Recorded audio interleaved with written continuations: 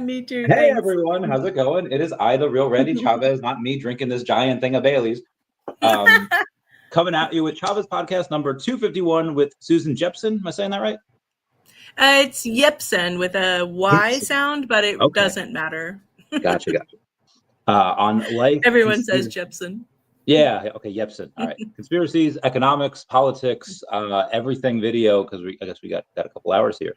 Elon Musk just called on Congress to propose a new spending bill that doesn't grow the deficit. So you were, when we met, it was like 2010? Yeah, I think so. 08, 09, I think. Were we together, so to speak, during the first Ron Paul campaign?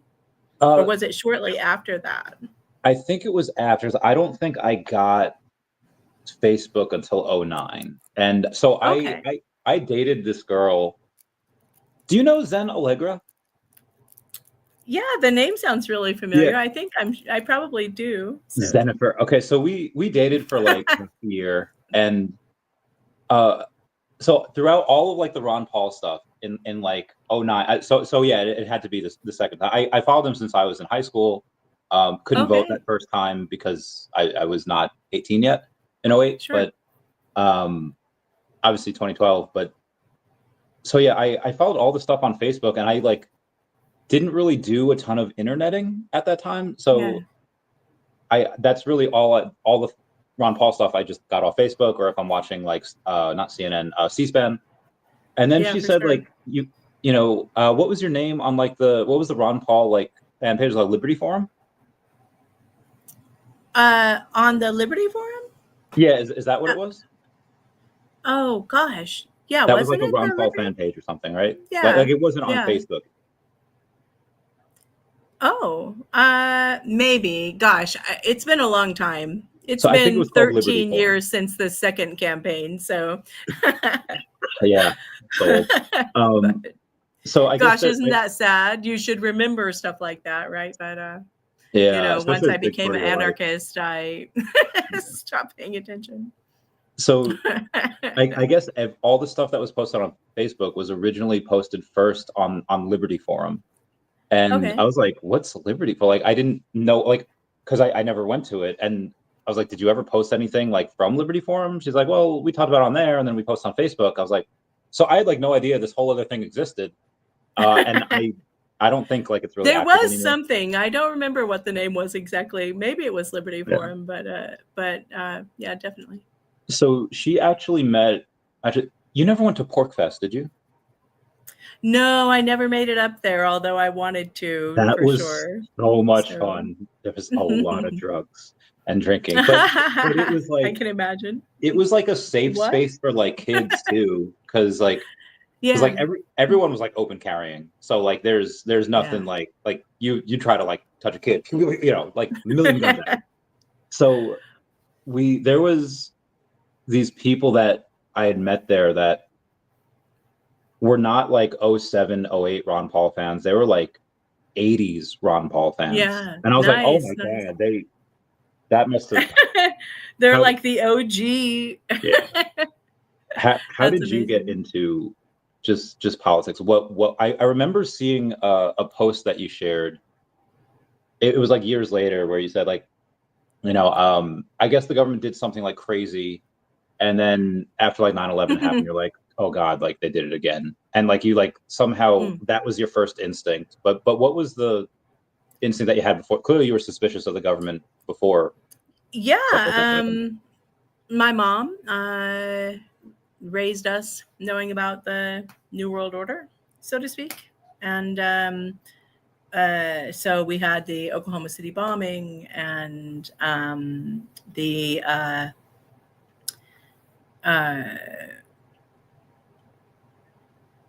Waco that occurred before that, and Ruby Ridge, and a lot of these different events that kind of, I guess, for me, in my observation, led up to when 9/11 happened. I was already to the point in my political mind or my conspiracy mind to think that anything that was happening on that kind of a scale was not happening by some guys in a cave.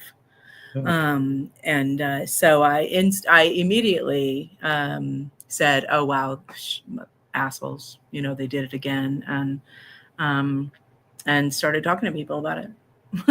So I worked at the Postal Service actually at the time, and the anthrax thing, happened. I remember. I was just like a data entry person for the Postal Service.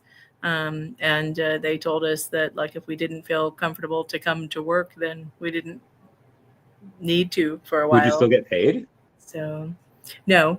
Oh, because I remember. No. They had like, I guess you guys too, but I know the letter carriers, they always recommended like having gloves because of the anthrax threat. But so I was kind of like a kid in the 90s. I was very much a kid in the 90s. I don't remember the word terrorism being thrown around before, like maybe on like Iran's close to nuclear weapon. I remember reading that article in the 90s. They didn't not train for a while. But yeah, terrorism, was that like a big word before 9/11? No, not at all. Unless they were talking about the Middle East and like a suicide bomb or something of that nature, they absolutely. In the States, not at all. I remember when they first started kind of talking about Terry Nichols and Timothy McVeigh with the OKC, and then they started referring to them as domestic terrorists. But even then, it was used really, really sparingly. That phrase, that blast phrase, And now, as you know, everybody's a terrorist. And your mom, how did she get into it? Like, if she's teaching about this stuff back in the day, like what was her like kind of awakening moment? She was she passed away, unfortunately, when I was 24, I'm sure you've seen my post about it for 2 decades, but she was a pot smoking lesbian Christian. So she was kind of fighting the system in a way in her life. And then as a Christian, she actually really made a point of talking to us about keeping our eye out for the end times thing, the eschatology and that type of thing. So for her, I think that it was definitely in relation to watching out for the New World Order in that sense, and very much looking for the end times thing. And when so there's a bit to go, and I think we'll want to go back to that, to the religious stuff, because I want to get to that later. Sure. In 2020, 2021, well, even before that, like in 2016, Pokemon got like a resurgence from Pokemon Go. There's the hardcore people like me that like kind of never went away. But when I started like buying and selling and making a lot of money on these Pokemon cards, I was like, "Yo, did you like know in high school, were people like asking you about this?" I was like, it was not cool to be a Pokemon fan in high school. It was not. But and I imagine like it was cool for nerds, but it was cool for nerds. So in like 08, 09, I feel like a lot of these conspiracy theories got like a lot of traction, and then internet kind of became really big. But what was it like in the 90s? Like, did you even talk about it, or were you like a closeted like theorist, like I'll only tell like certain friends? No, I've always been pretty outspoken about civil rights and how the government was oppressing people and that type of thing, and using their, gosh, I can't think of it. Now that I've learned Danish, I've forgotten so much of my English. It's crazy. I think that I was always really outspoken, and that my friends, I would have been the one for sure to talk about it. But in the 90s, as Ruby Ridge and all of that was happening, we had Clinton and Monica Lewinsky and all of that stuff happening as OJ Simpson and all of that stuff. And it was really the first time it feels like to me that we had all of this kind of media like following that kind of like live story. And so before that, people I think were not really paying certainly attention. not paying. So yeah, absolutely. I remember when we went to war with the first Bush, and I was 18, 19 at the time, and that was in 91, and I remember thinking, what, oh my gosh, we're like at war, and yeah, it was a really innocent time back then, so to speak, except for people who were actually paying attention to it. When Waco happened, I think that was 96, maybe 95, 96. And I remember just thinking, like, no one is paying attention. Like nobody's questioning what they're doing. When Janet, whatever the heck her last name was, that Sylvia Whitley. So no, this lady, Janet, oh gosh, I forget her name, but she was like Bill Clinton's press secretary or something at the time. I don't remember what she was. Gotcha. But and she came out and talked about Waco and they went in there to save children from the crazy, cult that they were living in, and they killed them all. It's amazing, and the fact that people didn't stand up and say anything about it or do anything. Hey, Spider-Man. Yeah, he's a cool dude, VeVe Zombie, and we'll get into the VeVe stuff later. Yeah, I was in Kuwait in 2016, and it's really cool that you saw the, like, I guess they had ordered a bunch of like impenetrable forces from like the French, and you see like the holes where the US just bombed the fuck out of it, and it's like, oh, that's, and you see it on the way to the flight line, you see it on the way to DPAC. I was like, it's just cool. And I never saw anything cool crazy in a way. Yeah. Well, yeah, I mean, it's just history. I never saw anything crazy, but this one dude, this guy named Sergeant Frempong, straight from Africa. He's a cool dude, and one day we were there for a couple months, and we were there for a long time, but in the first couple months we have like this internet outage because they had an attempted coup d'etat in Turkey. So they're like, and they didn't, I don't know why they like turned off our internet because Turkey had like this coup d'etat. But they did. So I was like, okay, no flights in or out. And we got a chance to like chill. And Sergeant Frempong was just like, one day I was walking towards a guy. He was in a foreign uniform, and I didn't know if I should salute or not. I couldn't tell if he was an officer. And so I, when in doubt, whip it out.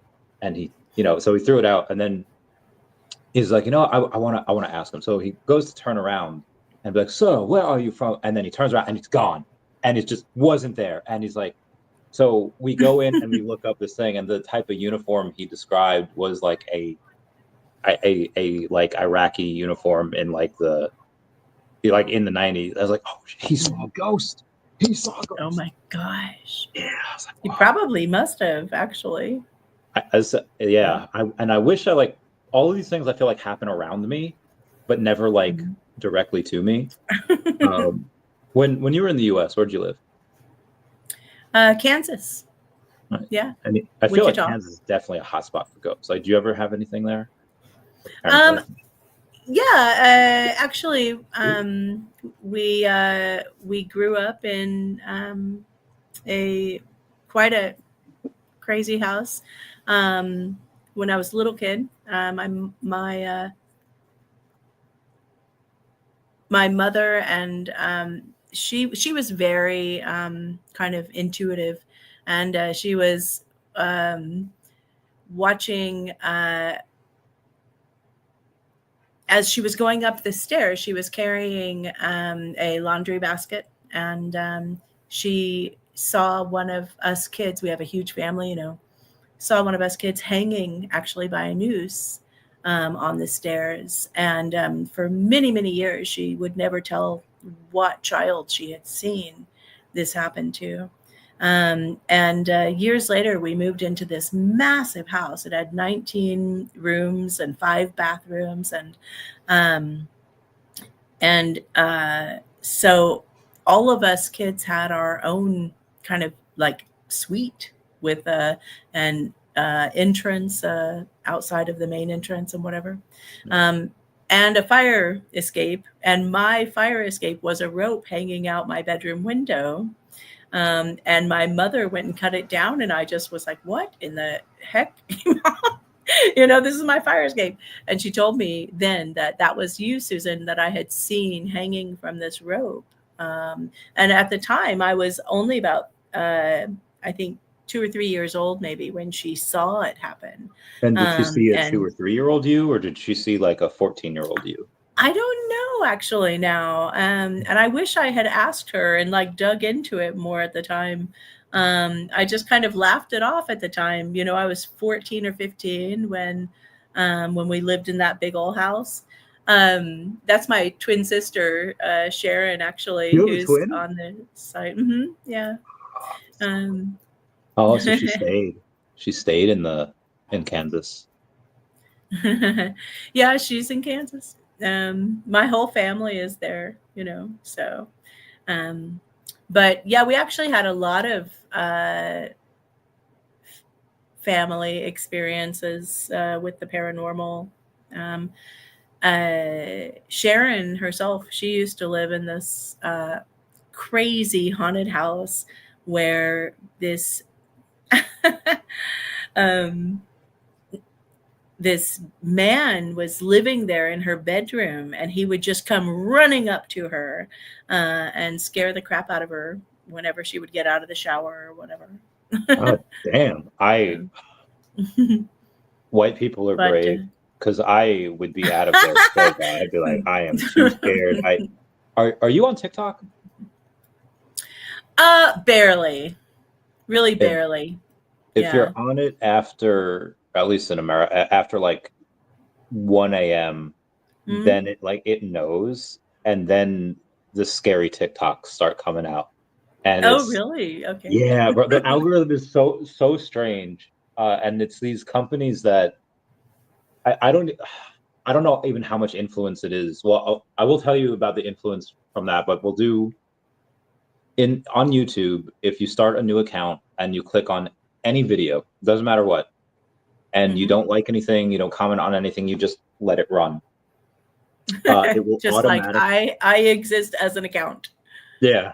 If you just like click on a video and let it like go to the next video, eventually all accounts in the US, if you do that, you don't like or comment, it will default to Shrek and SpongeBob videos. And and that's just what it really? I mean, is that really? Yeah. Oh, okay. Well, I mean, this was as of like 2021. I don't know if it does that anymore. Like now it might, because like back in the, like, you know, that's what kids like wanted. I guess that's what kids still did.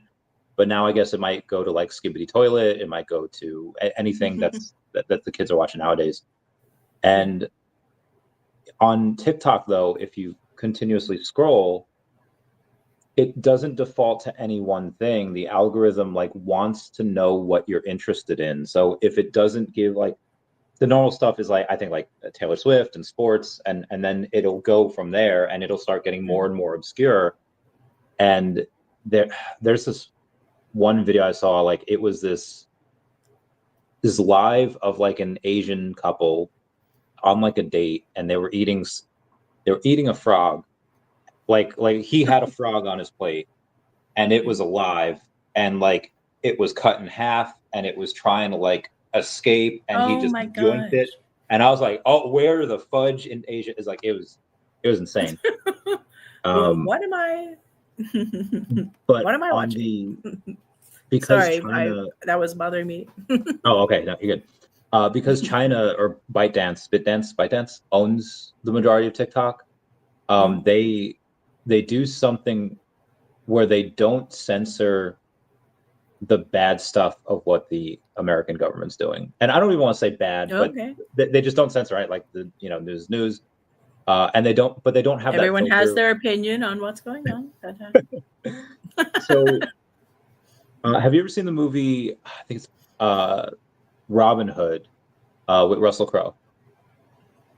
Or Oh, Kevin. I think it's a Kevin Costner one. I think it's a Kevin Costner one. Yeah. Yeah, I've seen that 1,000 times.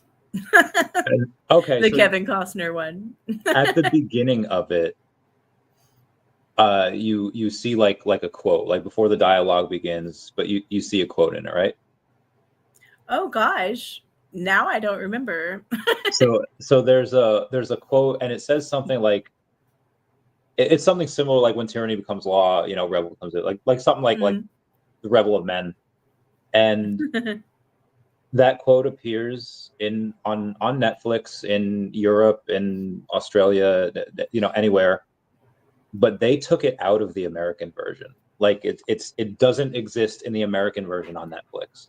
So it's like, really? motherfuckers. Yeah. Yeah. That just drives me insane. I just can't stand watching anything anymore on any kind of mainstream at all, at all. I can't handle the kind of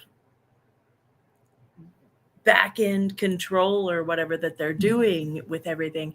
I can't help but like every time I'm discussing a topic with someone on Facebook, I have to bring out the fact that like you do know that like the CIA like infiltrated the media literally decades ago. Like you do know that, right? Do you think they still have like that that amount of influence that they had? Yeah, I absolutely do.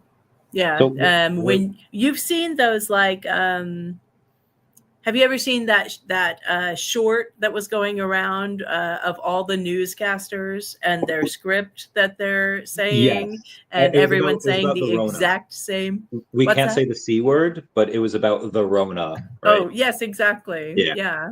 And there have been others as well, where like they literally say, yeah. I don't own a TV, but nice. But yeah.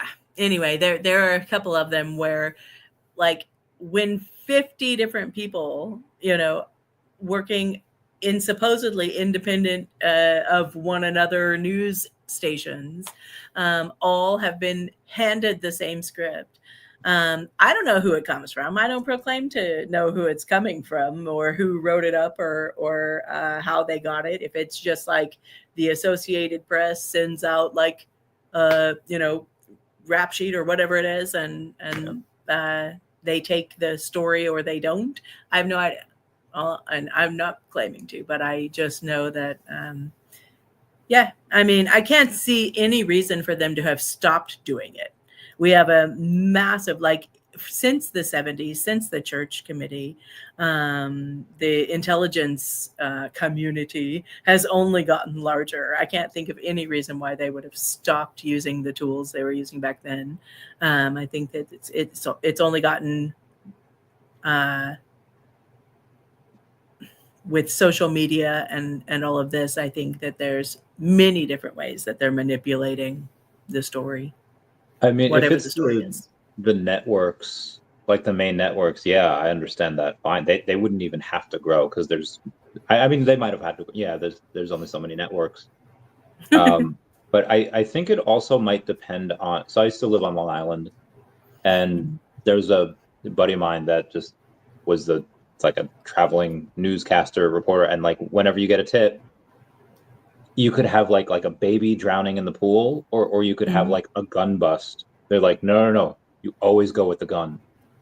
And then I had a buddy of mine that was a reporter over in a bit more of a red state, and it's like, Now you go with your gut. So it's like their own states have like their own agenda as well. Like I guess underneath that.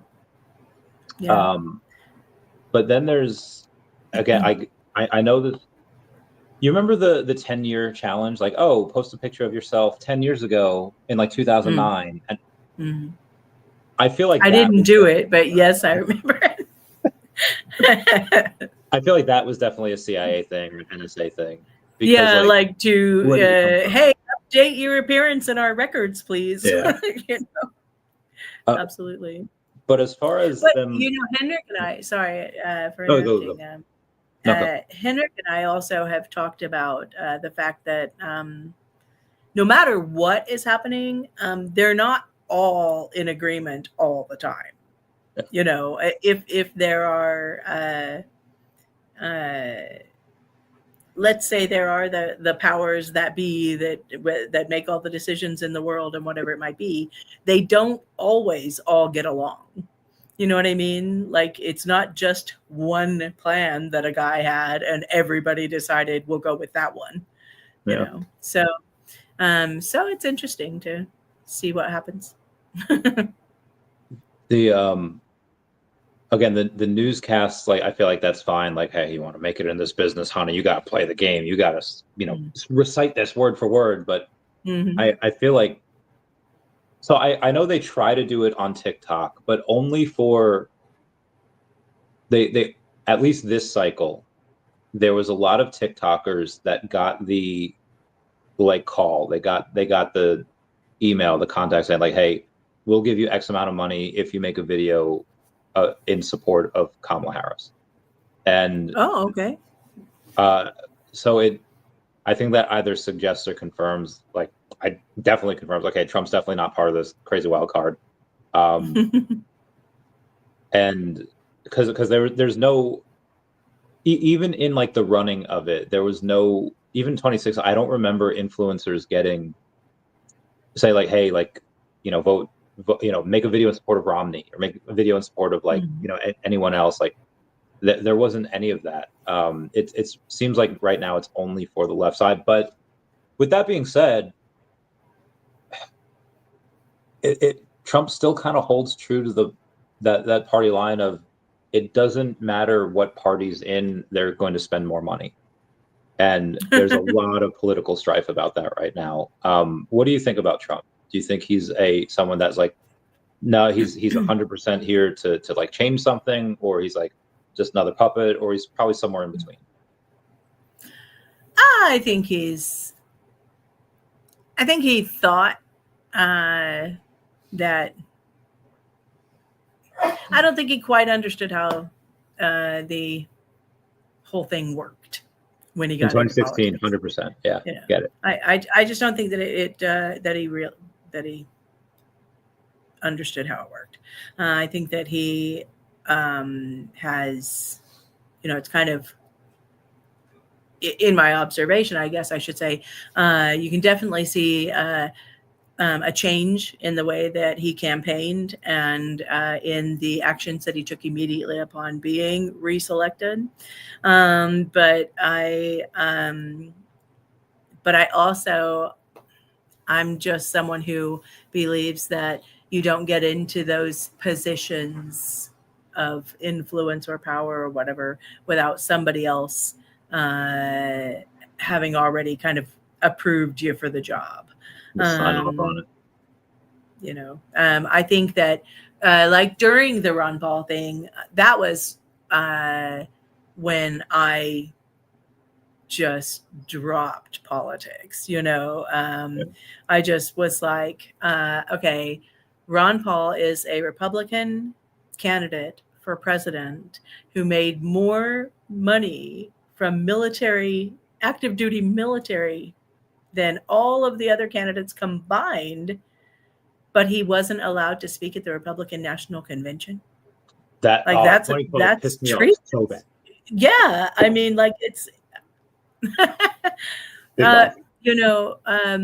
so and the fact that happened, and there were a lot of things about the Ron Paul thing that just drove me nuts. In 2008, he came out and said, and he was still in the race at that time. He came out in April, I think it was, of 2008, and announced that he really wanted, or I should say, he said he thought it would be amazing if the, supporters all got together and marched on Washington. Like, he really encouraged this to happen. And so we did do that. We hosted the Revolution March. We took 20,000 people out to Washington, D.C., whatever. And then he dropped out of the race 2 days before the march. And we had so much, I worked 24 hours a day, because I had a full-time job, and I was one of the board members for the Revolution March, and organizing the travel and lodging and everything for that. And so for him to drop out 2 days, before the march, we were leaving Wichita because we took my van actually and drove to Washington, D.C. Because we were organizers, and I wanted to be able to have my van there. So we drove all the way to D.C. And as we were leaving my house to load up in the van to go, they announced that Ron Paul had dropped out of the race. And I just thought,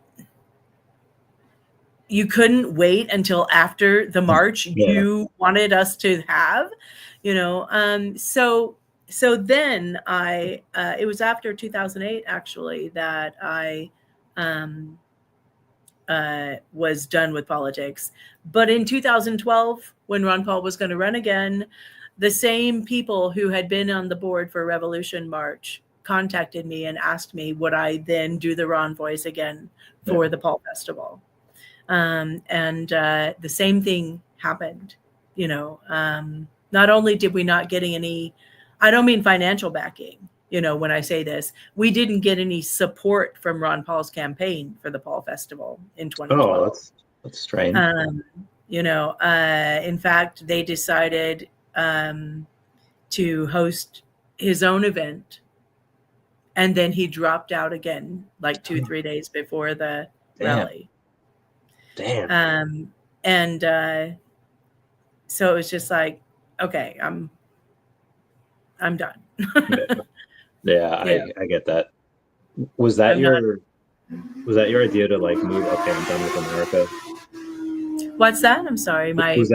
I just realized my window's open. Was that your idea to move? Okay, I am so done with this country now. Or did that? No, not at all. Not at all. When I moved to Denmark, it was because I had met my husband, and he's Danish, and I moved to Denmark. But no, the politics didn't have anything to do with it. He's also quite an active activist, and always has been here. And we met through activism, and so. But no, I just moved to Denmark for him. Cool. And where did you guys meet? How did y'all meet? We had been friends, totally just friends online, through the 10th anniversary of 9/11 and all of this other stuff that we did, and then I was going to the global march against Monsanto, actually, in New York City. And he had actually come from Copenhagen to the States just because they get, 6 weeks of paid vacation here. So why not? I mean, okay. But he had actually gone to just hang out with a buddy of his who lives in Allentown. And then they came up to, he came up to New York City, and so we met there. But I wasn't. This was 2013, 2014. Cool. And, you know, the last thing I expected was that I would go home and we would start chatting and whatever, and I would move here 6 months later, you know. Oh, but, so that was quick. Yeah. You know, we just were like, you know, okay, if we're doing this, like we were both like 40 years old then, you know, so it was like, okay, if we're doing it, we're doing it. And if it doesn't work out, you know, it was nice to meet you kind of a thing, because we are not children anymore, you know. And so and here in Denmark, it's actually really user friendly as far as marriage is concerned. You know, you get married, and then if you don't want to be married anymore, you just go online and you pay you know, so cool. for your divorce, and you're divorced. I suppose if like we were like mega wealthy and had properties and stuff all over, then it would be more involved. But the average person can just go online and divorce you or whatever. That's so cool. So I made the decision years back to never get married, at least in the US. Mm-hmm. But I have no problem getting married in Denmark then. If that's it, that's all you need to do. Yeah, but from Denmark. So I think New York City is a great place for an origin story for love, because so many people there. There's so much stuff that just happens there overnight or over weekends. Like, yeah, that you don't live there, but like what you guys had. Did you ever go to Liberty Fest in New York City? With Gigi and the guys. Yeah, oh my God, Gigi Bowman. Yeah, I totally remember that now. Yeah. I haven't heard that name in years. I actually never made it to Liberty Fest, just because I had other events and stuff that we were doing at the same time. Or I just, you know, I would go to New York, you know, once or twice a year during my like big activism moments or years. But I just didn't get out there that frequently to have gone to Liberty Fest, unfortunately. I kind of reserved my traveling for like the major events, the 10th anniversary and that type of thing. But you know, because I hated flying. And so if I were a person who could just hop on a plane every week or whatever, that I would totally have been willing, but I wasn't. So I would take the train, you know. I don't do it from Washington, do it from Philly, do it from Jersey, north of Wichita. The train goes across the nation from east to west. I've taken it out to. I know. I actually love. I should say I used to. They've failed me since then, and I'll never use them again. But I know it's so sad. But I really loved it. I thought it was kind of cool, and I could talk to. And I did I did talk to people on the trip there. You know, about what we were doing. We handed out, you know, hash brownies or whatever on the way to the awesome. Marijuana Policy Project's events, and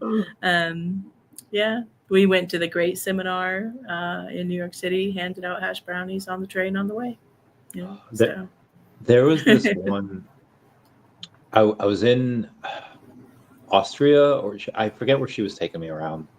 This one girl, Lilith, that I she's in Austria, but she took me all around Europe when I went to visit. And I think this was 2019 maybe. And we've been traveling with a bunch of alcohol, and there's this like, I guess I don't know if alcohol is like not allowed on the train or whatever, but she mentioned something like, you know, don't tell anyone about the alcohol. I was like, okay, no problem. So I run this beautiful blonde woman that spoke English, and I was just like, just talking to her, and I was like, you know what? How is this? Like, how is it? You know, like working? She's like, well, it's fine now. I'm off work. I was like, oh, would you like some alcohol? And it was like, Chavez, no. It's like, I'm sorry. I said, don't tell anyone about that. Yeah, but like, she was off work, so she wasn't gonna bust me.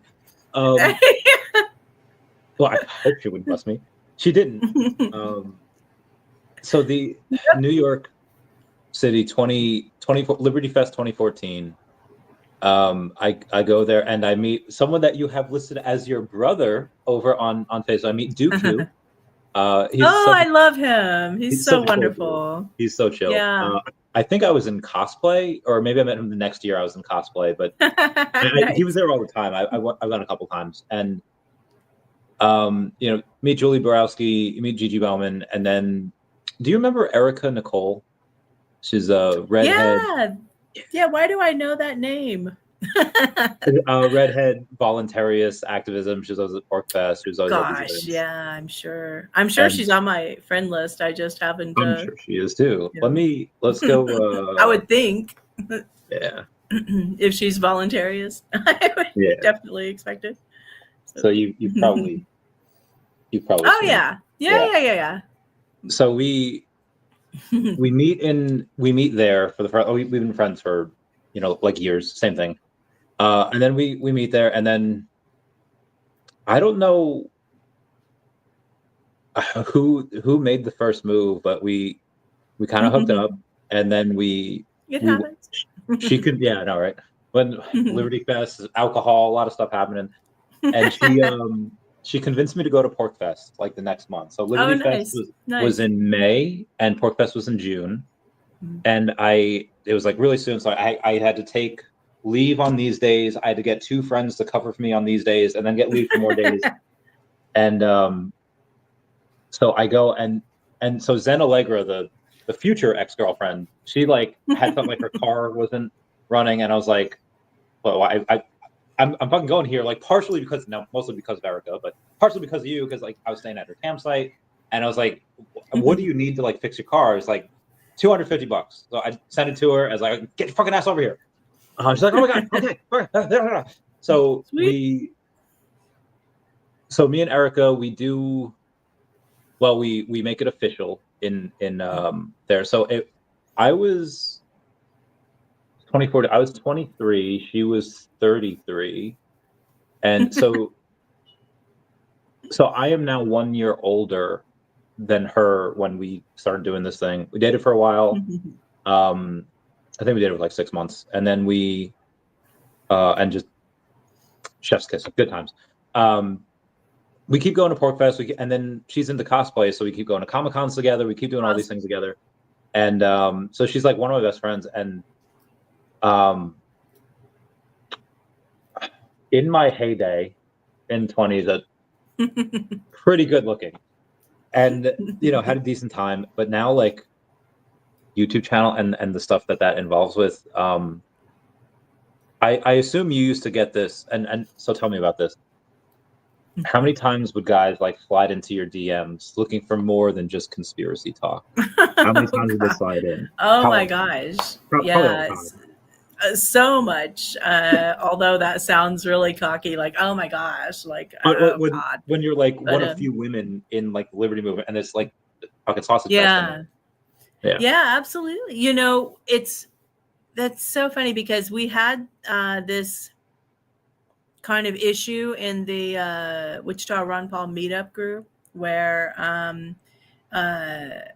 anytime kind of the new chick would show up for the meetup, they just, oh my God, there's a chick who's paying attention, or whatever it was. And we had that also here in Copenhagen. I was so surprised about that they weren't a little more, I don't know. But we had several girls who wanted to be like part of the movement, but anytime they came around, there would be some dogfight over them.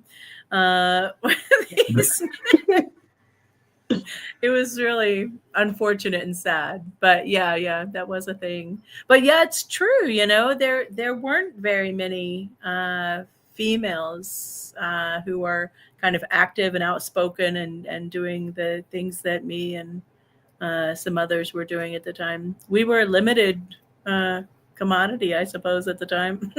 Yeah. Well, even still, I think, like, I mean, now obviously it's more common, but again, the guys tend to dominate, a lot of these fields. Absolutely, for sure. So this is like, so like at that next year, she used to have brown hair. Oh, right on. Okay, so yeah, at that next year at PorcFest, this was like peak Chavez. This is like I will never again reach this level of greatness. I understand. Me and Erica officially broken up for months at that point, but some things never off the table. And then on like the ride home, like, because I guess I was talking to her and her then husband, and then the guy we were staying with about like, should I get back together with her? Like because I'm like this young, like 24-year-old at the time. I was like, oh, she's awesome still. Like she hasn't changed a bit, and we still clearly vibe. And I was talking about that, and they're like, so I guess they were in like a open relationship or something at the time, and I didn't know like the whole week. Everything consensual. Oh yeah. Yeah, exactly. So we're adults here. She like told me when like they were going to like, he had to go into like the gas station, like pee or whatever, or go to the bank, and she like told me like, wait, are you like in an open relationship? Like yeah, like so you can like do stuff with other people. She's like, yeah, like would you do stuff with me? He's like, well, you seemed a little preoccupied with Erica this week. I was like, so then I kissed her, and then I was like, oh. And I held on to that for 10 years until I'm in South Carolina last year, and I was like, hey, I'm actually going to be, not too far off from you. Or can you, do you want to meet up? And I just wanted to hang out, get a few drinks, and long story short, we started dating for 6 months, and I was holding on to this for 10 years, carrying this torch, and I love love. I'm such a romantic. That's why I was asking about like husband, like where did you guys, who made the first move? Yeah, who did make the first move with you guys? I just told him how cute I thought he was, and that was it. That's all you needed. Yeah, and he said, "I think you're cute too." So it sounds stupid, but that's so adorable. I love that. But he's been politically active and aware for a long time, long before we ever met, even on Facebook or whatever. He probably knows more about the JFK assassination than anyone except for like the people who did it. Yeah. And 9/11, and he's a real thinker. And he's one thing that you'll find in Denmark. They have a tendency to kind of give everything the benefit of the doubt, and also they always kind of try to look at the other side. Even if they kind of think they already feel this way, they are going to kind of like, no, we have to, consider all vantage points or whatever. And I think it's really important to do that, of course. You can't, how can you possibly say you know anything at all if you haven't taken the time to, research every possible outlook on it. But so I think that's one of the things that impressed me most about him, was that he was, he's not afraid to speak his mind at all. It pisses people off sometimes, I'm sure. I love that so much. But he also is open to hearing what somebody else has to say, because he wants to be able to have that conversation. I remember when I first moved here, and I was telling him about the global pedophile ring that rules the world, and he told me years later that he thought I was just insane. And then when he saw all these videos of Biden like sniffing children and whatever and all of this other stuff, whatever it was, he came to me one day and was just like, I never told you this, but when you told me this, I thought, oh my gosh, is she insane? But in fact, no. But there were some times. So obviously, you have the people probably like him that say like, okay, well, let's look at it every single way, and wherever the investigation takes you, that's where it takes you, and likely conclusions. And this is probably not it, but let's go down this path anyway. So I joined the military in late 2012, and in probably mid 2013 is when I start to speculate or guess that, or question that maybe the government didn't do a lot of these things, because there's a lot of very idiotic and moronic people that work for the government. And I was like, we're definitely giving way too much credit. Like there's no way. But so it would, yeah. Sorry, go ahead. What made you decide to join the military? It was a very selfish reason. I was working 3 jobs. So I moved out on my own at 19 because I didn't like being ruled by anybody. And I understand. and I'm just. You ever watch Young Sheldon? No, but I like old Sheldon. I'm sure I would enjoy Young Sheldon as well if I watched it. So it's really good, but for a different reason than Big Bang Theory, and you'll get what I mean if you ever watch it. In one episode, he does something. I think he like takes apart the refrigerator.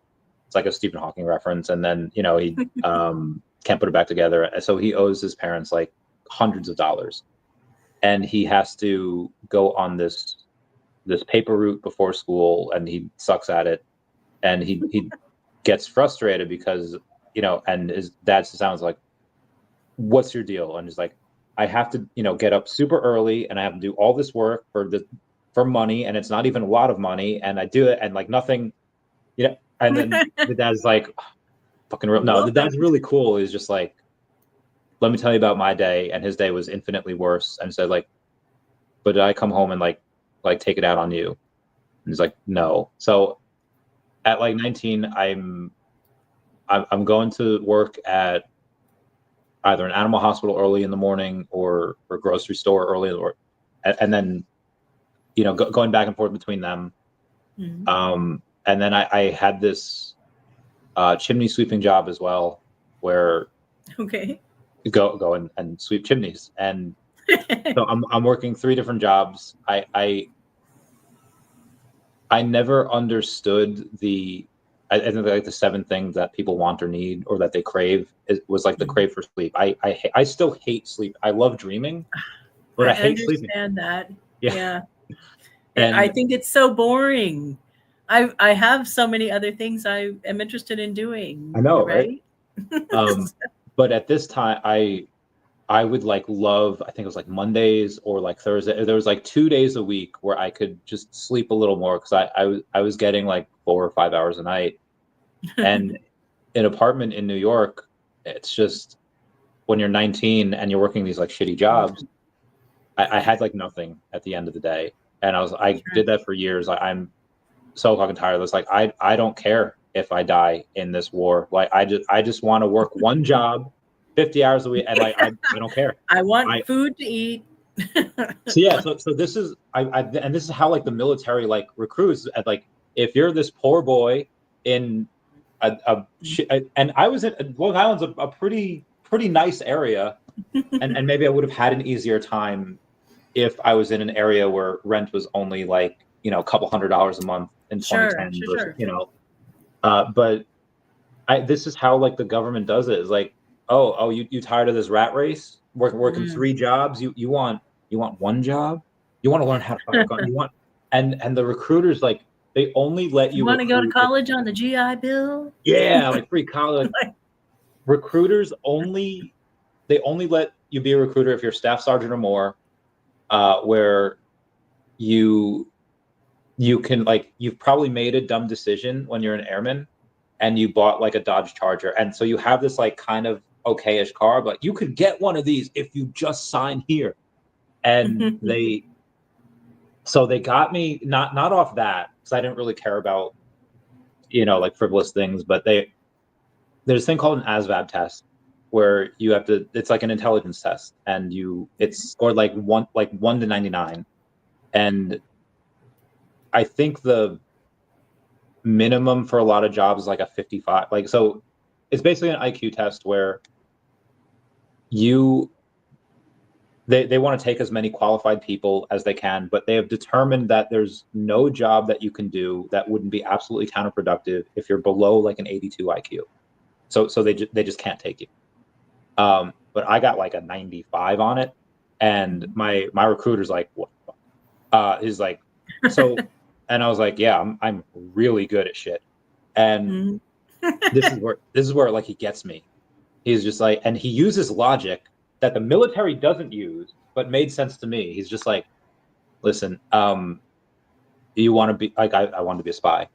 And he's like, you can get one of these intelligence jobs, and you're going to have to wait X amount of months, because like we recruit out of like colleges, we recruit out of these things, and like your score is just as good as theirs, but it's that piece of paper that you don't have. You don't have this degree, you don't have any college. Sure. And you're coming in from someplace where you're not, it's just raw talent. It's not anything that's refined. And I was like, okay. He's like, but people fail out all the time.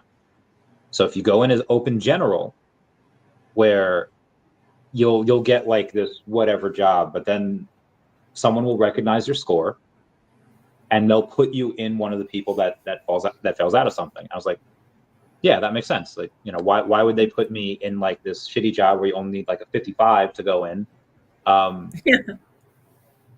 He straight up lied to me. And I swore that if I ever saw him again, I would fucking kill him, because I get this job called 2T2, it's air transportation, and you needed a 55 to get in. And a lot of people that I worked with were just so a lot of people that I worked with was called washouts from like battlefield airmen, where it's like you get hurt, you fell out because like there's multiple reasons why you wash out. So a lot of cool dudes, a lot of cool people, and there was even a couple of people that were like really smart. They just same thing. They just didn't know. There's like, yeah, sign here. I don't give a shit. But there was a lot of freaking idiots, and there was a lot of like, when I tell you that I'm pretty sure because again, we're post 2003, like we're in war. So this is like 2012. We're in Iraq. We're in Afghanistan. We're in like all these different places. Sure. I'm pretty sure they gave the okay to the recruiters, be like, I don't care if they're retarded, fucking sign them up, because exactly. Oh my goodness, the amount of people with like these anxiety disorders and the amount of people that just didn't understand certain things, and they were like in for years and they outranked you, and it's just, I will never forgive my recruiter for that. Oh my gosh. Did you ever hear about that? In the US, there is an intelligence test for police officers that there is such thing as too high of a score. I've heard of that. I didn't know that was true. Is it? Yes, it is. I've just always heard it. Yeah. And it makes sense because they want boots on the ground or whatever. They don't really want brains walking around. I'm not suggesting that all. I embraced it. I did like the malicious compliance, where there's like, you don't do anything unless we tell you to do it. And like, I know whatever. And it's like, okay, go do this. I do that, and that's it. And that's all I do. And they're like, why didn't you do this? You didn't tell me to, Sergeant. Yeah. All right. Sorry. And so, I just, you ever see Chronicles of Narnia? Yeah. Yeah. The second one, Prince Caspian, where the kids go back, and it's only been a few years for them, but it's been like 1,000 years for Narnia. The little girl, I think this might have been Peter Dinklage as the dwarf, but the little girl is about to talk to this bear, because back in Narnia 1,000 years ago, every animal talked.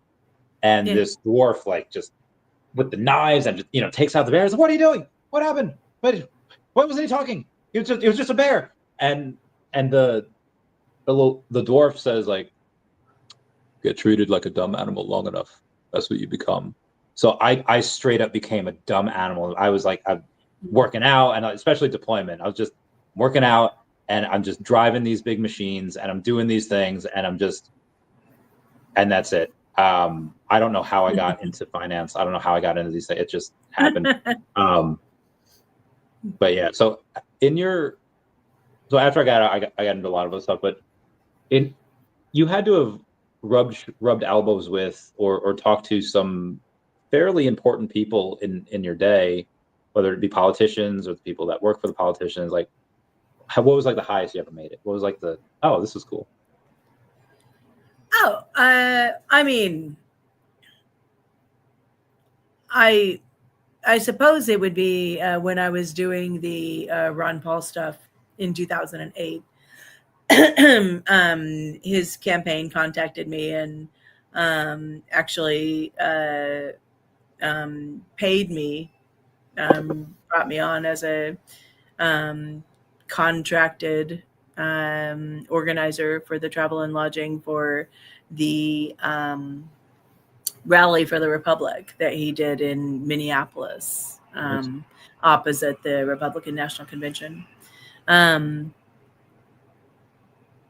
you're an event coordinator. I owned at the time Revolution Travel Management. And so what I was doing was I was having different activist groups contacting me and telling me that they were having an event at a certain place. And then I would do what I could to set up their travel and lodging for them, for their attendees.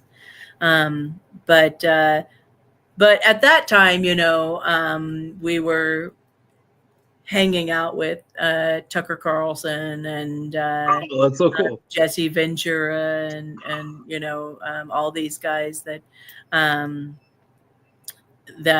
were part of that kind of Ron Paul community at the time. So that was cool. When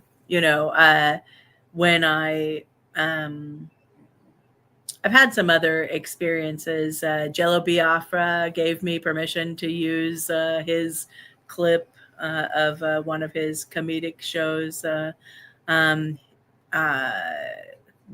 One of his speeches, I suppose, that he was giving, but it was just hilarious. It wasn't actually a comedic show. But for the hemp family reunion, so we did in conjunction with Kansas Normal. We were putting out the commercials and stuff, making commercials for the hemp family reunion. And Jello Biafra gave me permission to use his music and voice and everything for the clip, which was cool. Tommy Chong actually emailed me and told me that he would, if we could get the project, what we wanted to do was get in touch with a lot of different truthers that were celebrities, and Daniel Sunjata and all of these people who were like outspoken truthers. So Tommy was the only one actually who actually wrote back and said, "Yeah, I'll be part of it." So, cool. But yeah, but yeah, Tucker, I remember walking into the Rally for the Republic and Tucker's face was up on the big screen, at the rally. Sweet. Because he was the MC. And he was really cute back then. You didn't I've think seen about how pictures. cute that I've seen Tucker video. Carlson. I remember walking in and going, "Oh my gosh, how funny! I've never thought Tucker Carlson was cute before, but now that he's here in person, he's kind of cute." Gotta have that face for the camera. Mm-hmm. He's Oh, got that's so cool. whatever it is, Yeah. But yeah, that was a great rally, actually, the Rally for the Republic there in Minneapolis. It really was. So that's so sweet. And over where you guys are now, is the activism still around there? You still do it, or is it like that's too much nowadays? When I moved here, there was quite a large truth activist community here. And what year did you move? I moved here in 2014. And so you would see,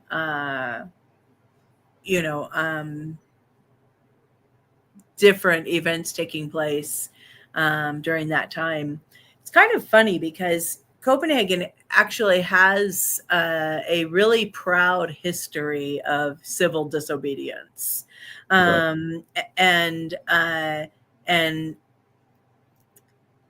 they had a youth house that was torn down by the city, even though it legally belonged to the youth of Copenhagen. Yeah. And so at that time, when my husband and all of his friends were growing up and were the youth activists, this was a huge thing. And there were, riots in the streets and Molotov cocktails. And they were, kind of boarded up inside the youth house. The police came with like black helicopters, dropped down on the roof, the whole thing, to get them out of this youth house so that they could tear it down. And after that happened, the youth here, they actually kind of, they held weekly demonstrations for, like, it would have gone on forever, but the purpose was to get a new youth house. And eventually the city gave them a new youth house because the demos were so, I don't want to say violent, just they were so determined and aggressive and whatever.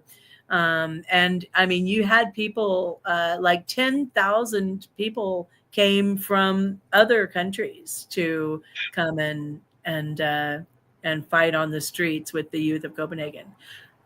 When I moved here, it was the 10th anniversary of that taking place. And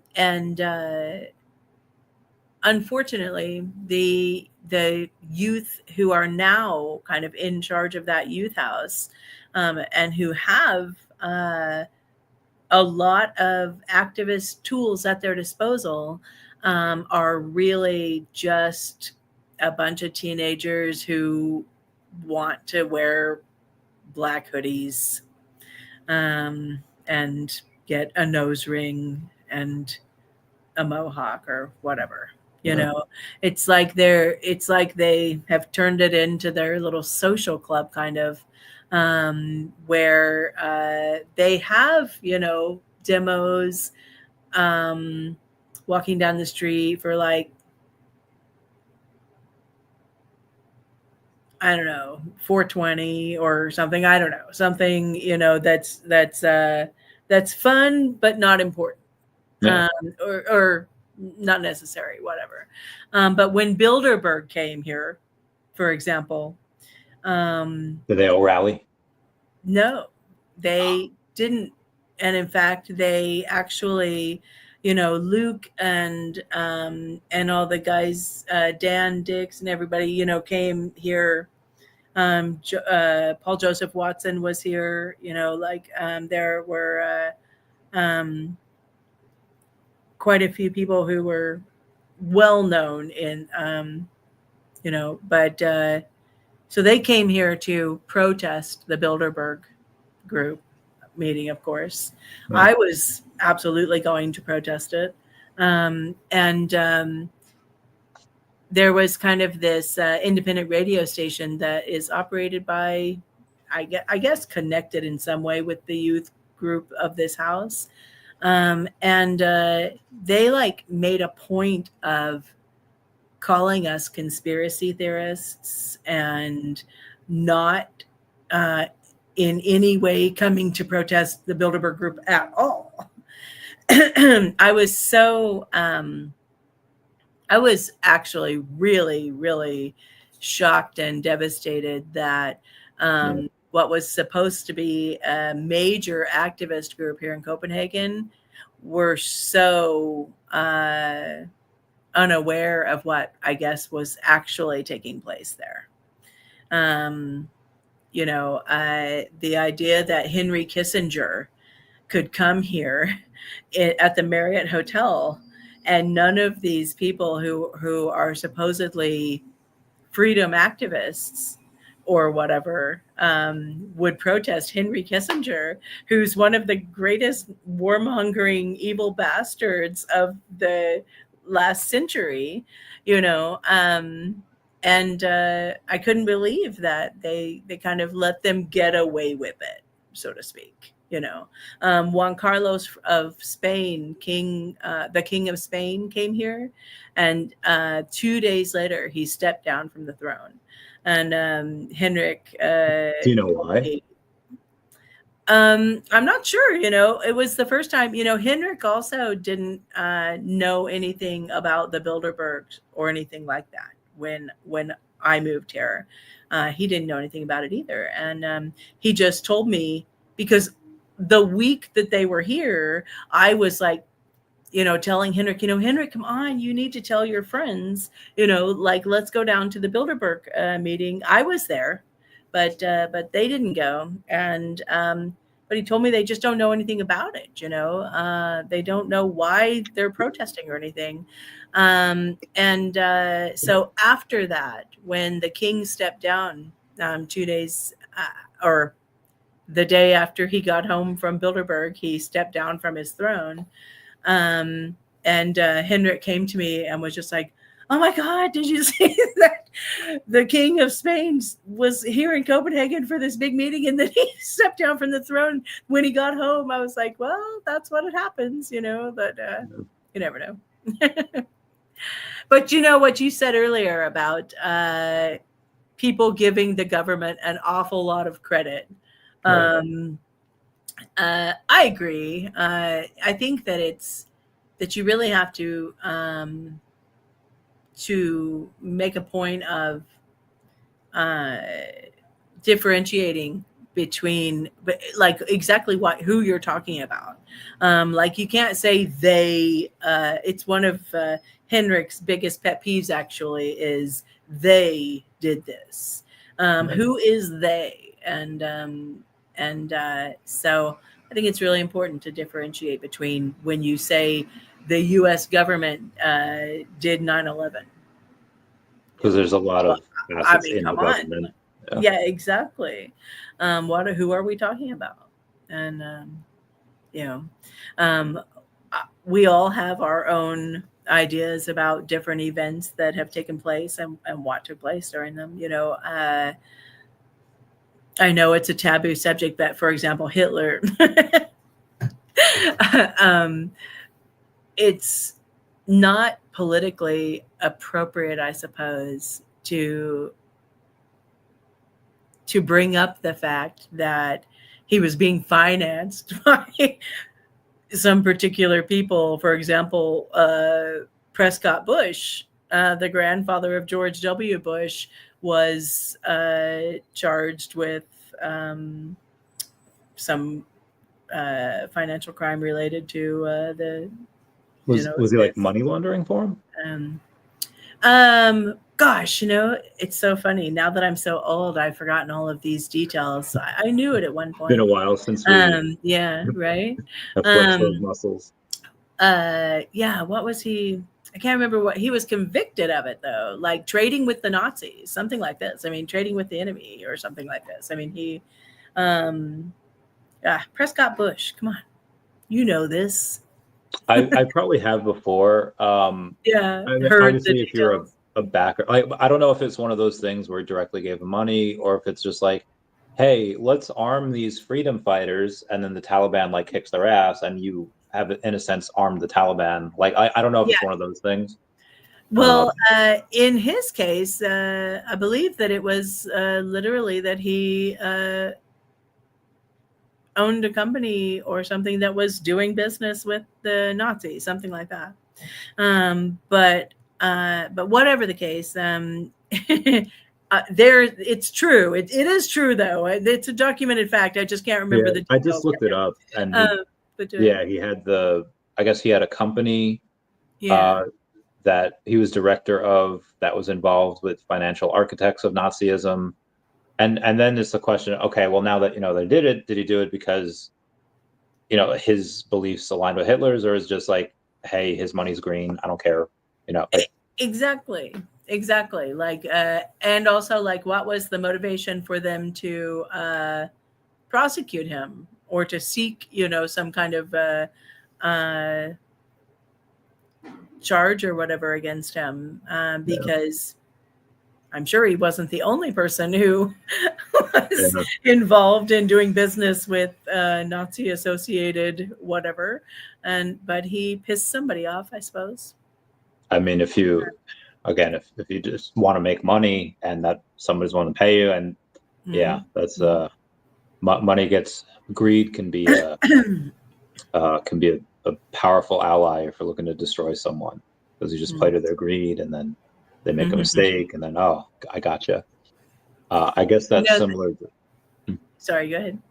I was gonna say it's similar to supposedly stuff that Epstein did. It's like, all right, we're going to do this all for you, but we're going to get pictures. And I guess Diddy is now this generation's Epstein. Although I feel like that all happened like relatively. I was gonna say it's like literally next to each other. It was happening all at the same time. It just happens to be that Diddy is now being prosecuted for it. Have you listened to the Diddy trial?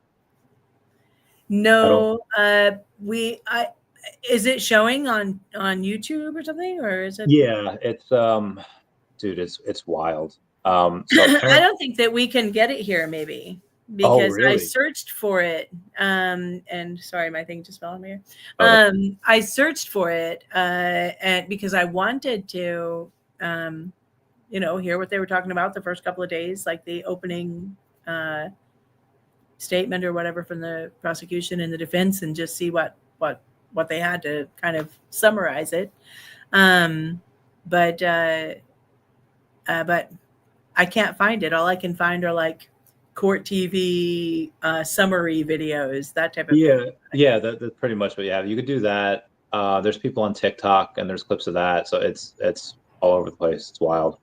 So it came out that like Hailey Bieber, because like Justin Bieber was taken on, or I guess he was signed by Usher, who was signed by Diddy, so there's that connection. And I guess she did like witchcraft back in the day, and it's like this stuff goes deep. So I was talking to an ex about this that's also super, and one of so it's public that he did, he brought home these girls from these parties, and he wasn't boinking them.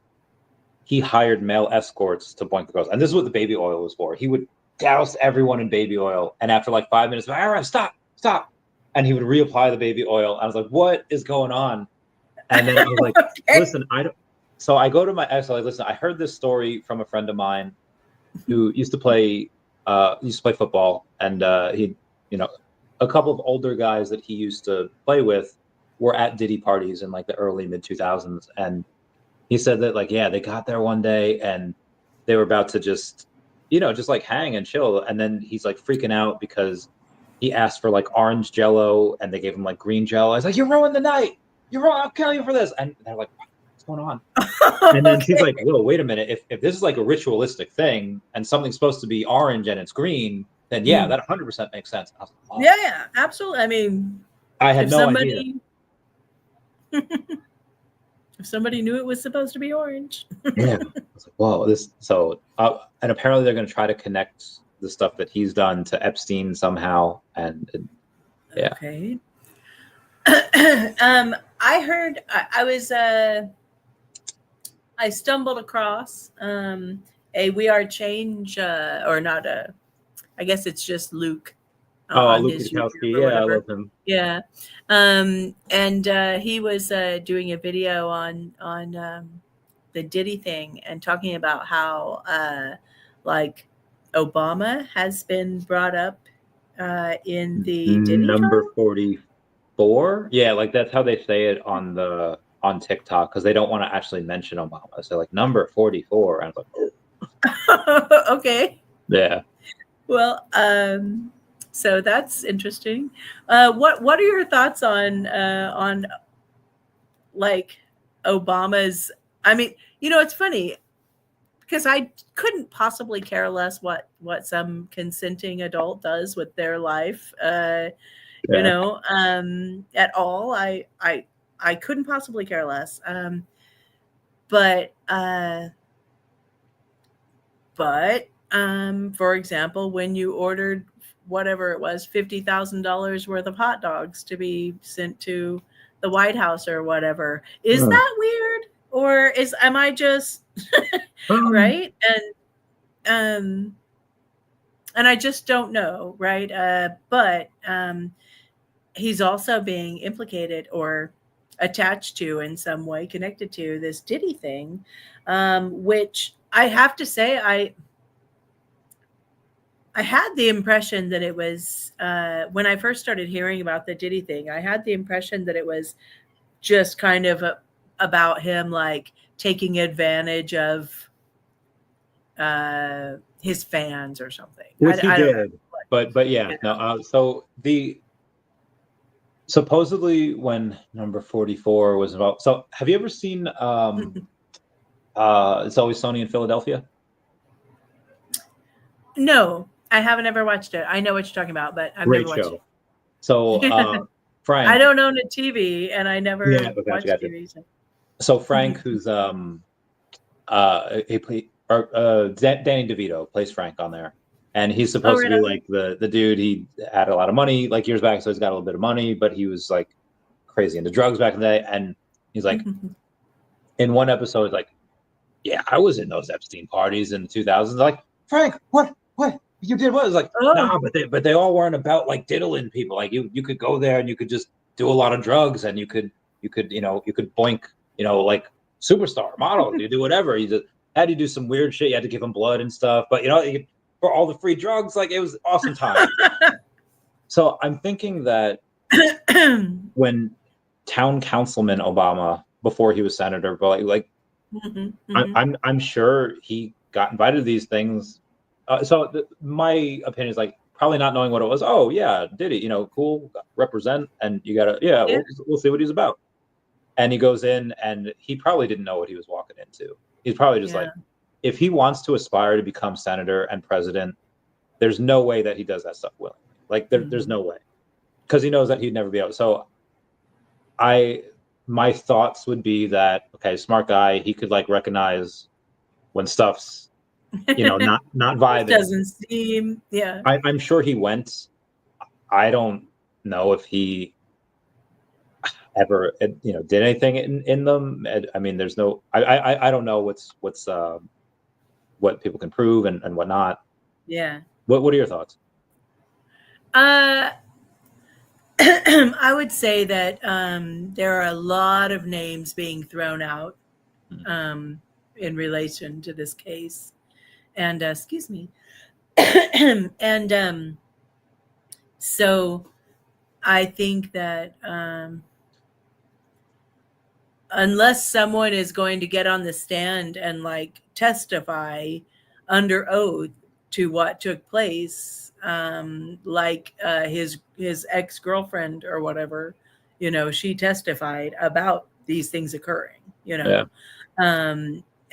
but with regard to all of this other stuff, it would be pretty extreme to be talking about a former president and saying that he, was at one of these parties doing all kinds of kinky stuff or whatever, without having some kind of physical evidence of some sort to back up that story. Otherwise, I think that it's not something that we can even consider as far as the case is concerned.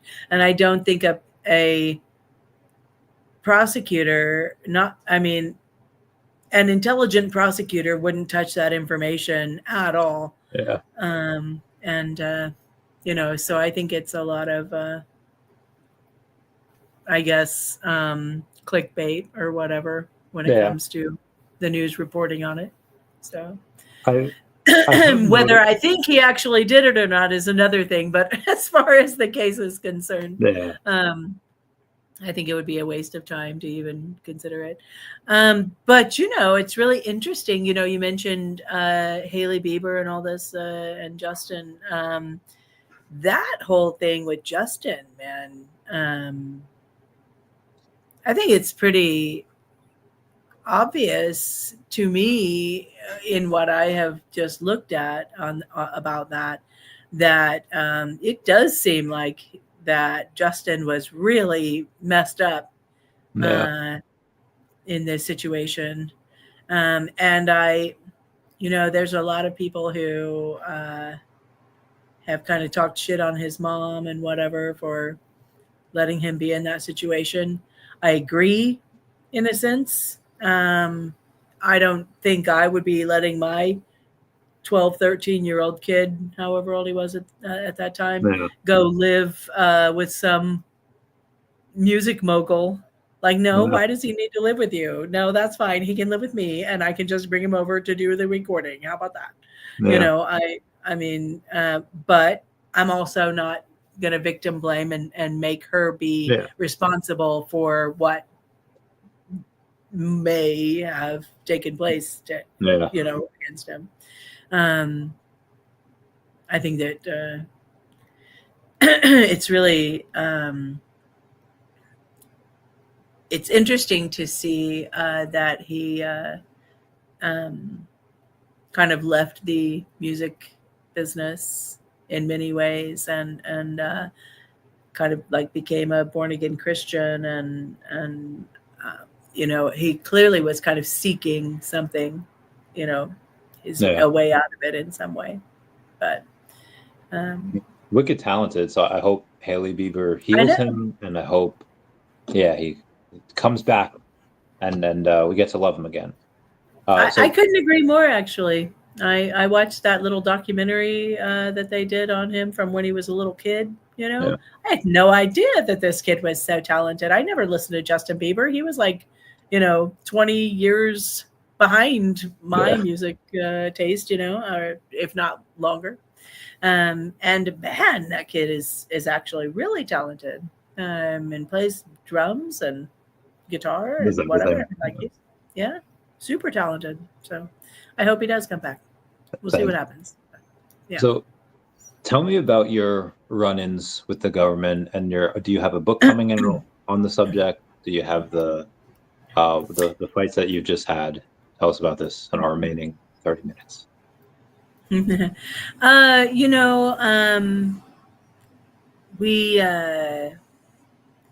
The book that I'm writing a book that is a historical fiction novel. It's written.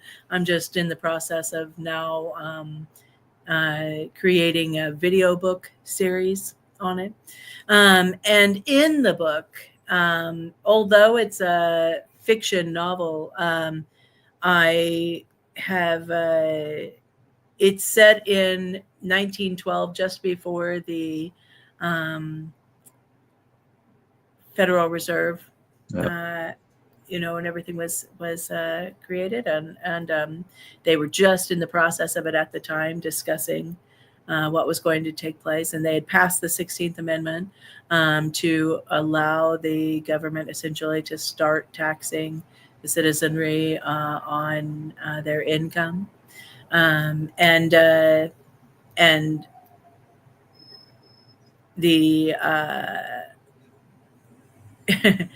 the Federal Reserve Bank and this type of thing hadn't been established yet, but it was coming.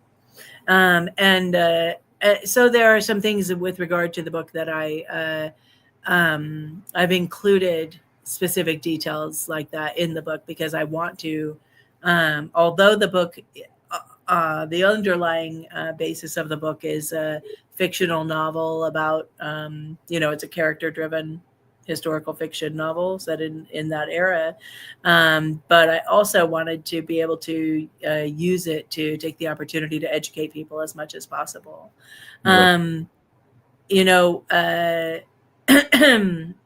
I told you that I had been dealing with some stuff with my family, and during my days of activism back in the day, my heavy days of activism, I'm sure you know as well that we had some a lot of people, and still to this day actually a lot of people who have their children kidnapped by the state and get accused of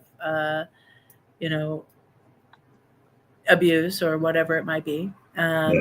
I remember specifically back in the day, there was an activist couple, and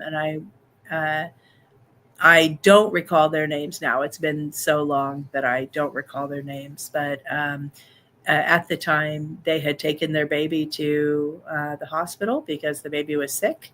And while they were sitting there in the hospital room, all of a sudden, Child Protective Services showed up and the police came and they took their baby and all this, And this actually happened in my family a couple of years ago.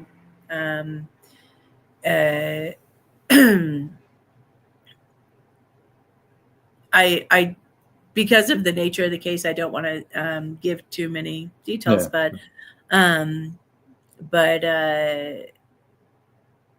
a couple with a 3-month-old little girl, they had some issues at the time of the baby's birth, where the baby was diagnosed with a blood disorder at the time and had to have needles in her head and all kinds of stuff, right? And so she was in the hospital for a lot longer than the average child. And then 3 months later, they took her to the hospital, and the parents got accused of abuse, and the police showed up, and they took the baby away. Because we're Native American, the Indian Child Welfare Act allowed us to demand that she be placed with family. I'm here, so I couldn't be the person that she could be placed with, but her grandfather was there with his wife, and they were able to take her. And the state had custody of the baby for 2 years. So from the time she was 3 months old and for the next 2 years. We had to go through a lot of wrangling with the system. And eventually the judge was telling the parents that he was going to terminate their parental rights and adopt their baby out to somebody else because it was because they refused to admit they had abused their baby. Even though it was just the sickness. Yeah. Eventually, they told the parents that if they stayed together, neither one of them could have the baby. So the parents split up. They destroyed this little family, they did everything they could to break this mom and this dad down. They stuck with it, and they got the baby back when she was, I guess, just past her second birthday. One of the the graces, I suppose, in the situation was that because she was placed with family, they were able to see her on a weekly basis during those 2 years, until the state or this agency really had a problem with the fact that the parents would not accept responsibility for what happened to the baby. And then they really started playing hardball and started like they just stripped them of all of their visitation and this type of thing. Several times, many times they did that, and just told them that if they didn't accept responsibility for the abuse, like the baby never had a scratch on her, never had anything wrong with her, you know. Oh, it wasn't. I would have figured that the government would have used the like, okay, you had this baby had this blood disease, as whatever, and maybe there was some trauma from the hospital. And so there was nothing wrong with the baby, and they still did it. Well, that was like they said that the baby had a hematoma on her brain. Okay. And our family's view was that couldn't have happened from the needles she had in her head 2 months ago. And they said, absolutely not. It's clearly child abuse. Yeah. Their parents refused to sign their child protective services, presented them a contract, like a get your baby back this way kind of contract. And the parents refused to sign it because they refused to like give the state that authority over them as far as parenting their child or getting their baby back. The parents took drug tests, psychological tests. They did everything that they could. They were both working. They both had jobs. They had their own place. It was just the craziest thing ever. But 2 years ago, the baby came home. I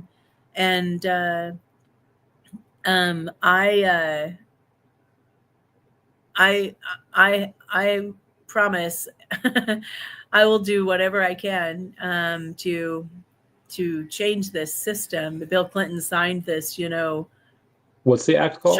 Child Act. Oh gosh, what is it? It was in 94 or 96 something. Was the gosh, I had this act's name in my head for so long while we were dealing with the case. And the Child Citizen Act of 2000? No, it was 90s, right? What's that? You said it was 90s, right? Yeah. It was about. It was essentially allowing the federal government or the states to collect federal money for taking children away from their parents. So they got paid to do it. Yeah. $100,000 per child, something like this, that the agency gets as long as they can keep the parent from getting the child back within the first 2 years. Because after 2 years, the court can terminate the parental rights and give the baby away. So the Safe Families Act? Adoption and Safe Families? Okay. Yeah, that's what it is. I think I couldn't remember because it's so ironic that it's named that, and yet it's destroying families right and left. Okay, let's let me get this to a couple people I know and see if there's something see if there's like an actual. I imagine this was signed for a legit reason, or maybe not, and then obviously the government did what it does, like, oh, we could just put it under this act, and we could, do you remember that senator who died in a plane crash, and then his wife took his Senate seat, and she spoke out on this child ring, and she also died. It's I mean, I'm the biggest conspiracy theorist there is, but this really happened. Carnahan, I believe. Mel was her husband. Mel Carnahan. Yeah, and so she spoke out on this.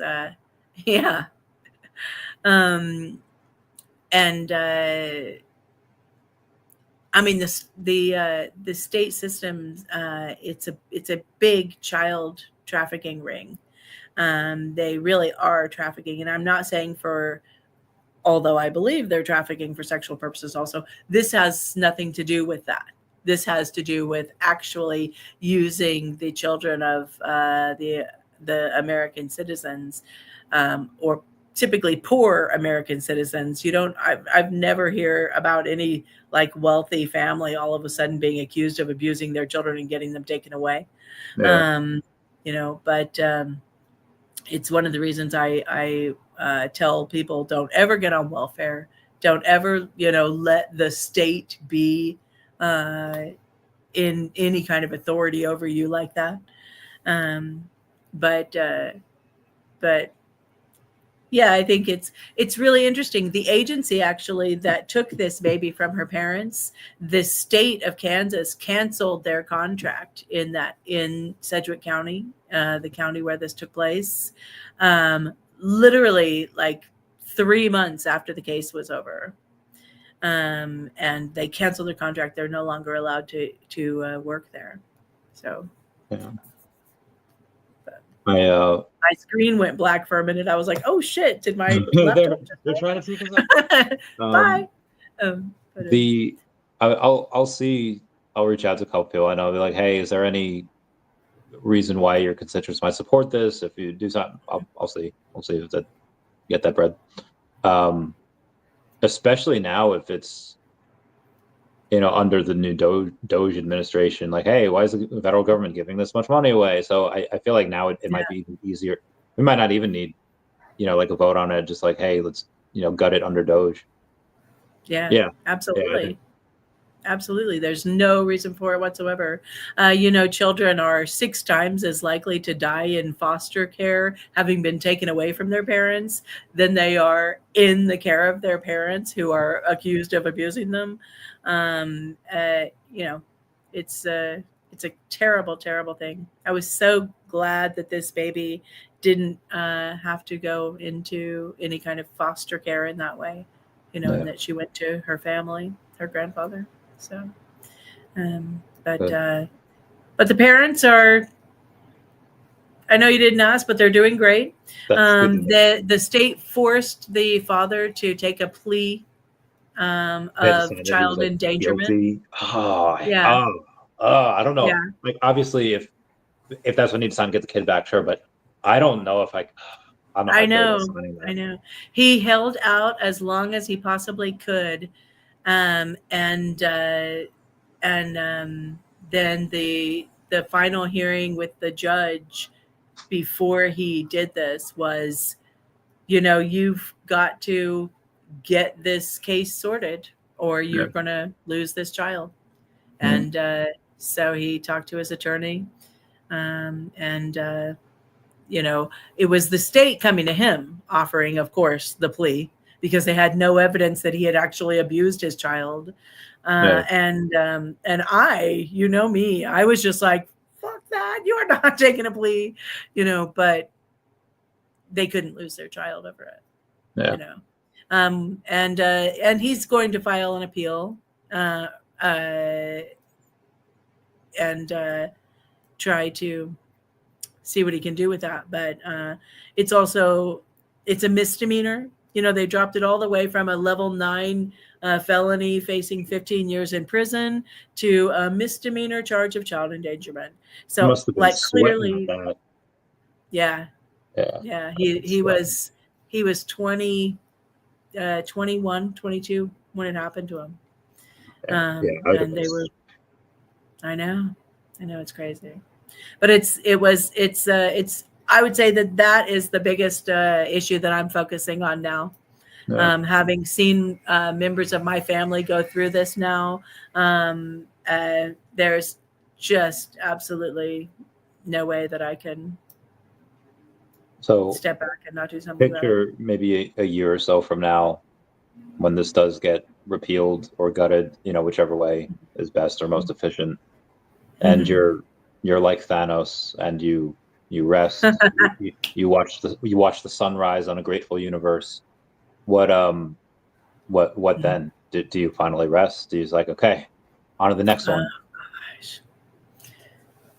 No, I really want to blip back, and have all my friends and family back with me. No, gosh, that's seriously just Endgame and Infinity Wars are two of the best. Not to change subject, but I bawled my eyes out. Anyway, they're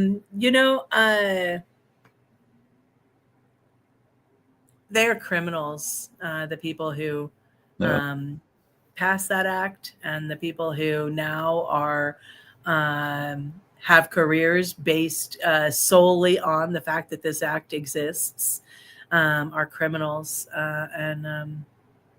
I mean, I don't know. I'm old enough now, I guess, to accept that there are certain things that are never going to happen. We're never going to be able to hold every single person who was guilty of something in this case to be held accountable. But we'll get as many of them as we can. Yeah. Yeah. If nothing else, the act needs to be absolutely repealed, and these babies need to get back home to their parents. When someone can murder, for example, their wife or husband, and be accused, not convicted yet, but pretty sure they did it, but they're just accused, so they're not in jail yet or anything because they bonded out, whatever, something. And they can have custody of their children while they're going through trial. But someone who, for example, smokes marijuana can get their child taken away from them. Yeah, my ex had she likes the herb, and it's illegal in South Carolina still. It's like this is so. It's been legal in New York for 10 years, and it's still illegal. And this is mind-boggling to me. I know. So she goes to so she's in this court case, for custody of her kids, and this is a couple years ago, but she goes on vacation to a state where it is legal to do and smoke there, and then they piss test her, and then and the judge is just you pissed hot, and it's like, well, I went to a state where it was legal. It's like, I don't give a damn where you went. It's like, are you fucking kidding me? Yeah, that's bullshit. The government sucks. Yeah, absolute police state. It's funny because when I travel back to the States, I'll go through New York or Chicago or Denver, right? And all three of them are legal states. And one time I had a 3-day, it was actually during, I had traveled home to visit family for a while. And on my way back, the airline actually bumped my flight 3 days. So I ended up having, I was just in Chicago, right, by myself for 3 days. Now it was cool, there was a pool, fortunately, and it was kind of in a cool area, and the place was cool, and whatever. So, I mean, I'm a pretty good loner. I can entertain myself, I don't need all that stimulation. I enjoy it, but I don't need it. But I completely forgot that weed was legal.